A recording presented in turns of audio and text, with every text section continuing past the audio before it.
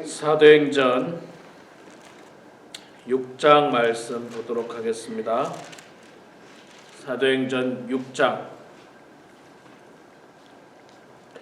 1절에서 15절 말씀입니다. 제가 석절 읽고 우리 성도님들께서 한 절 읽고 교독하겠습니다. 사도행전 6장 말씀. 그때 제자가 더 많아졌는데 헬라파 유대인들이 자기의 과부들이 매일의 구제에 빠짐으로 히브리파 사람을 원망하니 12사도가 모든 제자를 불러 이르되 우리가 하나님의 말씀을 제쳐놓고 접대를 일삼는 것이 마땅하지 아니하니 형제들아 너희 가운데서 성령과 지혜가 충만하여 칭찬받는 사람 7을 택하라. 우리가 이 일을 그들에게 맡기고 우리는 오로지 기도하는 일과 말씀 사역에 힘쓰리라 하니 온 무리가 이 말을 기뻐하여 믿음과 성령이 충만한 사람 스데반과 또 빌립과 브로고로와 니가노르와 디몬과 바메나와 유대교에 입교했던 안디옥 사람 니골라를 택하여 사도들 앞에 세우니 사도들이 기도하고 그들에게 안수하니라. 하나님의 말씀이 점점 왕성하여 예루살렘에 있는 제자의 수가 더 심히 많아지고 허다한 제사장의 무리도 이 도에 복종하니라.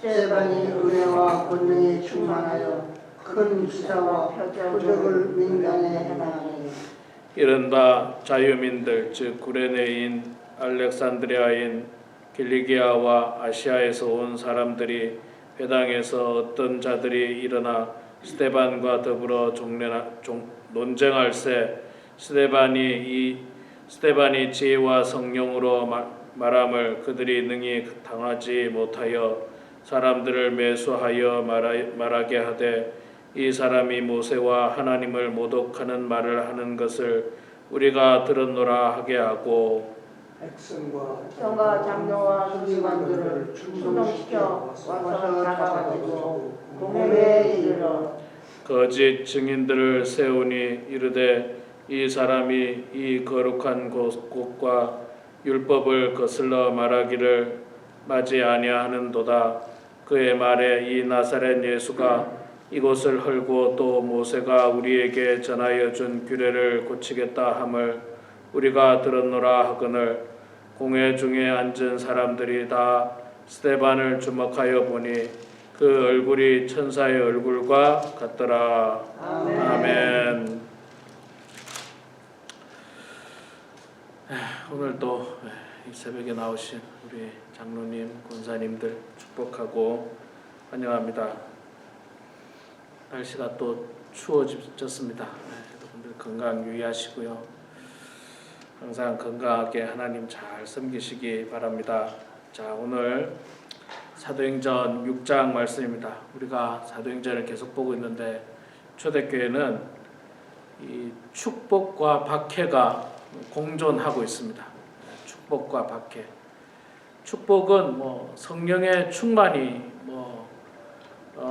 역사하고 있죠. 성령 충만이 내려오고 막 제자들이 많아지고 믿는 사람들이 많아지고 엄청난 축복이죠. 이런 축복만 있는 게 아니라 또 외부적인 핍박도 계속 있습니다. 유대인들과 대제사장들이 제자들을 감옥에 가두기도 하고 협박하기도 하고 또 아나니아와 삽비라 같은 사람을 통해서 교회 안에 죄가 들어오기도 하고 이런 두 가지가 다 있습니다. 자, 오늘 말씀도 보면 그 두 가지가 또 공존하는 것을 볼 수 있습니다. 먼저 6장 1절에 보면 그때 제자가 더 많아졌는데 헬라파 유대인들이 자기의 과부들이 매일의 구제에 빠짐으로 히브리파 사람을 원망하니 교회 안에 갈등이 생겼어요. 갈등. 구제하는 문제로 갈등이 생겼습니다.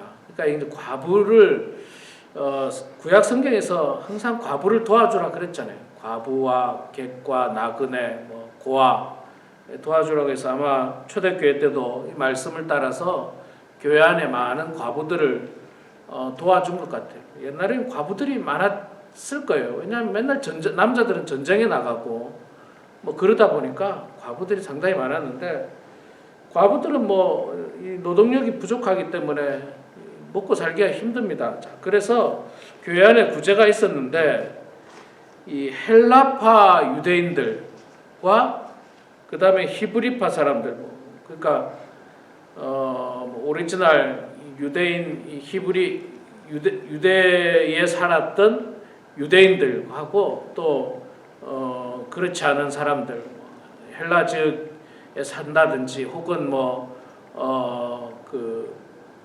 하여튼 교회 안에 파벌이 생겼어요.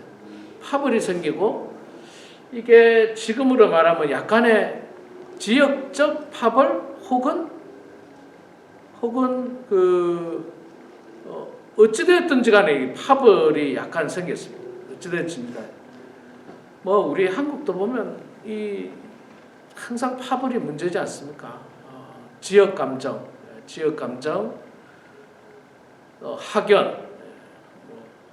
학연 혹은 지역 학연, 혈연 이런 것들, 이런 어떤 것으로 말미암아서 저 사람은 나랑 고향이 같으니까.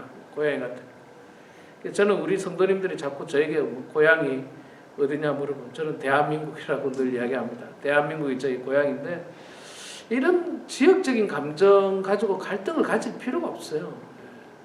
어리석은 대한민국이 여러분 아시지만 얼마나 조그만 겁니까? 캘리포니아보다도 말도 안 되게 작은 곳인데 그거 가지고, 자, 어쨌든 교회 안에 갈등이 생긴다는 거예요. 그러니까 여러분, 이 사도들이 있었고 성령 충만함을 받은 사람들이 있었던 초대교회도 갈등이 생기는 거예요.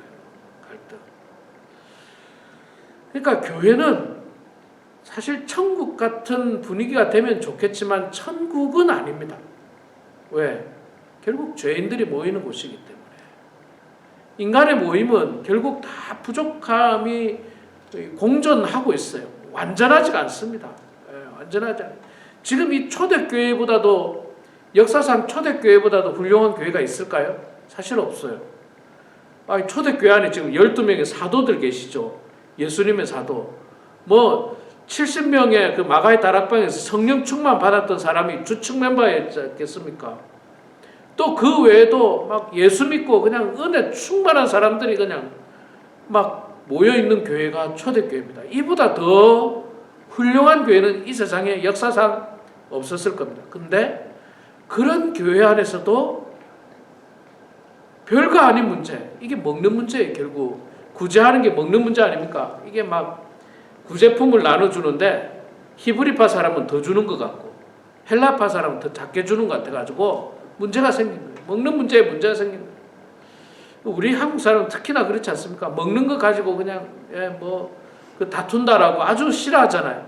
그런데 사실은 먹는 문제 갖고 사람들이 다툽니다. 보통의 경우 먹는 문제, 더 가지려고 하는 문제, 욕심의 문제, 이거거든요. 결국은. 자, 그래서 교회가 이런 갈등이 생기지 않으면 좋겠지만 갈등은 언제든지 생길 수 있습니다. 언제든지 어느 교회든지 생길 수 있어요. 문제는 뭐냐면 이 갈등을 어떻게 해결하느냐가 성숙한 교회냐 미성숙한 교회냐, 여기서 갈라지는 거예요. 갈등이 없는 교회는 세상에 없습니다. 큰 교회든 작은 교회든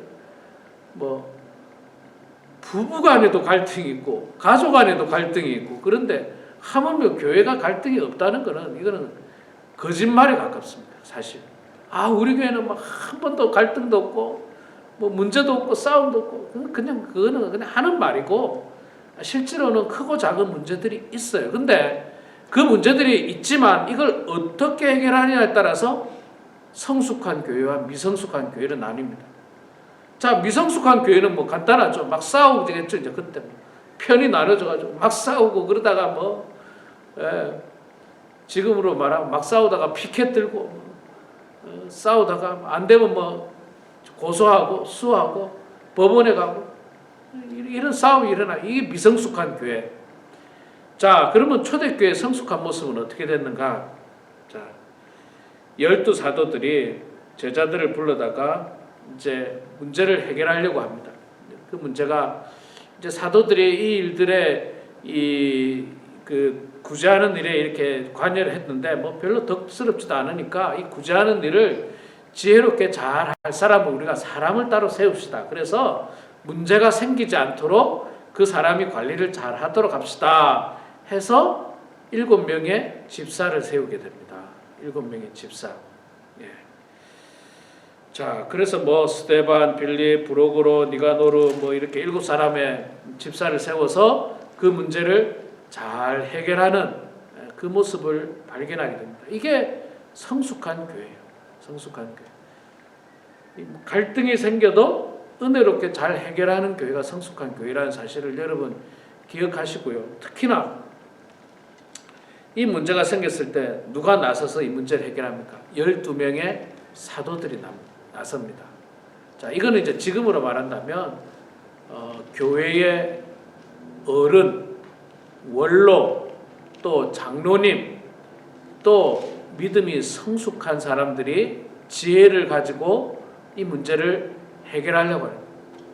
여러분, 우리 여기 뭐 장로님도 계시고 권사님도 계시지만 사실 많은 분들이 교회의 골치 아픈 문제에 관여 안 하고 싶어요. 교회의 골치 아픈 문제. 그게 사실입니다. 그게 사실. 그런데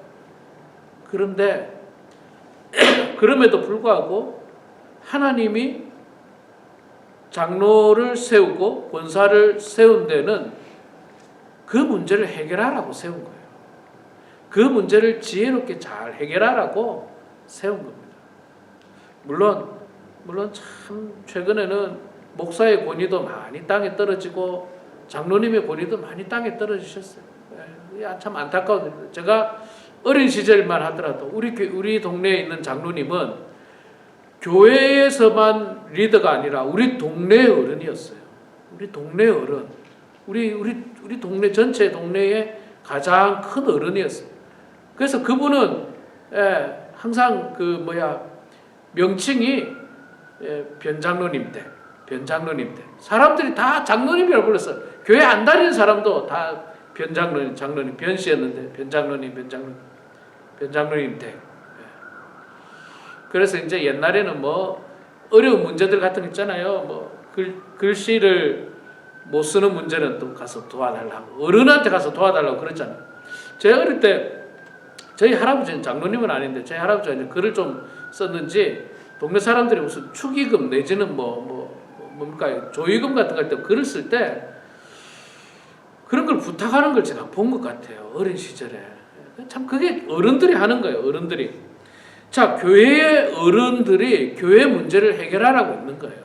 그냥 뒤에서 그냥 어떻게 싸우나 보자 이렇게 하고 있는 게 아니라 힘들지만 나서서 문제를 해결하는.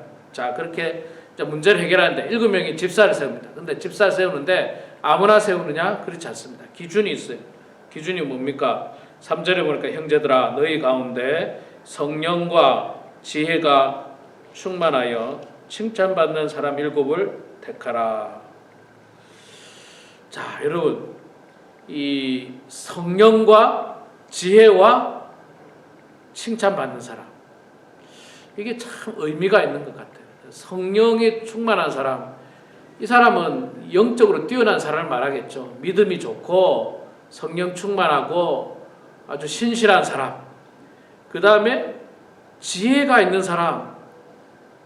지혜가 필요해요. 또 믿음도 있어야 되지만 지혜도 필요합니다. 어떻게 사람들을 잘 달래고 또 설득시키고 또 잘 설명하고 이런 지혜가 또 필요해요. 이런 지혜가 필요하고 그 다음에 세 번째는 또 사람들에게 칭찬받을 만한 권위 있는 사람이 필요해요.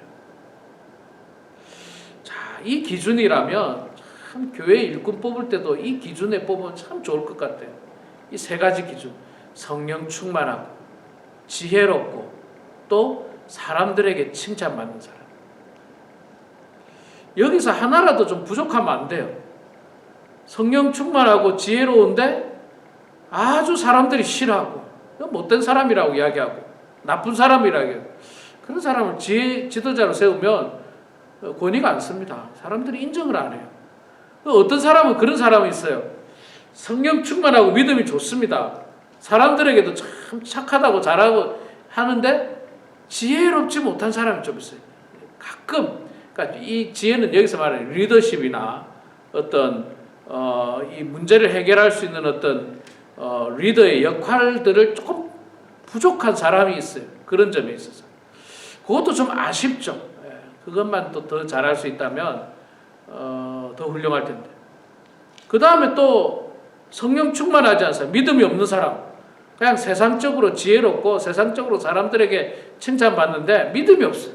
이 사람도 안 돼요. 이 사람 교회 안에는 믿음을 가지고 해야 됩니다. 자, 이런 어떤 세 가지 기준을 가지고 7 집사를 택하라고 제자들이 이야기하고 그리고 제자들은 오로지 기도하는 일과 말씀 사역에 이제 힘쓰겠다. 제자들의 사역과 또 집사들의 사역을 잘 나누면서 교회가 은혜롭게 성장하는 모습이 나타납니다. 그래서 7절에 이 결론을 짓고 있는데 하나님의 말씀이 점점 왕성하여 예루살렘에 있는 제자의 수가 더 심히 많아지고 허다한 제사장의 무리도 이 도에 복종하니라. 제사장은 뭐 철저히 유대인들이 아니었습니까? 대제사장 밑에서 그들의 영향력을 받은 사람들조차도 예수 믿기 시작했다는 거예요. 그러니까 뭐 복음이 이제 예수님 말씀처럼 예루살렘과 유대와 사마리아와 땅끝까지 증거되기 위해서 예루살렘에서부터 이제 시작되고 있어요. 말씀 그대로. 자, 그리고 이제 우리가 계속 봅니다만은 유대와 사마리아와 땅끝까지 전해지는 게 이제 사도행전에 이제 계속 나타나게 됩니다. 자, 하나님 예수님께서 뭐 그냥 빈말하고 하늘로 가신 게 아니에요. 그 일들을 확신하면서 제자들에게 그 사명을 주셨고 그 제자들은 그 사명을 잘 감당하면서 예루살렘에서부터 예루살렘 교회에서부터 문제가 있고 갈등이 있지만 그걸 잘 해결하면서 교회를 성장시켜 나가고 복음을 증거해 나가고 있습니다. 마찬가지로 우리도 마찬가지예요. 우리 교회도 우리 범원 안인교회도 또 우리 장로님 섬기는 교회도 하나님의 교회입니다. 예루살렘 교회와 같은 하나님의 교회예요. 이 교회들이 교회 안에 갈등이 분명히 있을 수 있어요. 크든지 작든지 어느 교회든지. 그러나 지혜롭게 이 문제를 잘 해결하고 특히 이 문제를 해결할 때 우리 장로님들께서 교회의 어른으로서 늘 기도하시면서 지혜롭게 이 문제를 잘 해결할 수 있도록 영적인 리더십을 발휘하고 그래서 교회가 갈등으로 싸우고 다투고 분열되는 교회가 아니라 오히려 갈등이 생겼지만 그것이 은혜롭게 잘 봉합되면서 더 성장하는 계기가 되는 그런 교회가 될 수 있도록 우리가 헌신하고 또 노력하는 사명이 우리들에게 있습니다. 이 말씀을 통해서 하나님 앞에 주어진 이 귀한 직분을 교회를 위하여 헌신하는 그런 우리 모두가 되길 주의 이름으로 축원합니다. 기도하겠습니다. 사랑의 하나님 고맙습니다. 오늘도 이렇게 추운 새벽이지만 주님을 사모하는 마음으로 주님 전에 나왔습니다. 하나님 아버지 오늘도 사도행전의 이 초대교회의 모습을 보았습니다. 예수님의 직계 12명의 사도들과 또 수많은 성령 충만을 받은 사람들이 주축을 이루고 있었던 예루살렘 교회 안에도 안타깝게 죄도 들어오고 그 교회 안에 갈등도 생기는 모습도 보았습니다. 하나님 아버지 우리 인간들의 모이는 이 교회 안에 그런 것들이 생기지 않으면 좋겠지만 그러나 우리는 늘 연약하고 부족하고 또 죄 가운데 있기에 하나님 때로는 갈등도 생기고 죄가 들어오기도 합니다. 이 문제들을 기도하면서 은혜롭게 지혜롭게 잘 해결하는 성숙한 이 땅의 교회들이 다 될 수 있도록 하나님 아버지 도와주시옵소서. 그리하여서 교회가 분열과 다툼과 분쟁으로 세상 사람들의 조롱거리가 되지 않도록 도와주시고 오히려 화합과 사랑과 평화를 통하여서 세상 사람들로부터 칭찬과 존경을 받는 교회와 성도들이 될 수 있도록 하나님 붙들어 주시옵소서. 사랑의 아버지 하나님, 지금도 참으로 지진으로 고통당하는 수많은 사람들 또 가족들 주님께서 위로하여 주시고 그들이 하루속히 회복되고 또 평화를 되찾을 수 있도록 하나님 도와주시며 우리가 위에서 기도하고 도울 수 있는 방법을 또 생각할 수 있도록 하나님 도와주시고 또한 아버지 하나님, 우리가 살고 있는 이 땅도 여러 가지 재난과 재앙과 그런 것으로부터 하나님 저희들을 지켜주시고 보호하여 주셔서 우리에게 주어진 사명을 우리 생명이 다할 때까지 최선을 다해서 헌신하고 또 그 사명 잘 감당하는 성도들 되게 하여 주시옵소서. 우리 연로하신 성도님들 건강 잃지 않도록 도와주시고 또 가정에서나 어느 곳에든지 다닐 때마다 넘어지거나 사고 나지 않도록 도와주셔서 항상 건강할 수 있도록 하나님 축복하여 주시옵소서. 오늘도 가정에서 교회에서 주님 앞에 기도합니다. 우리의 기도를 들어주시고 응답해 주셔서 기도로 하나님의 뜻 가운데 살아가는 우리 모두가 되게 하여 주시옵소서. 감사드리며 예수님의 이름으로 기도드리옵나이다. 아멘.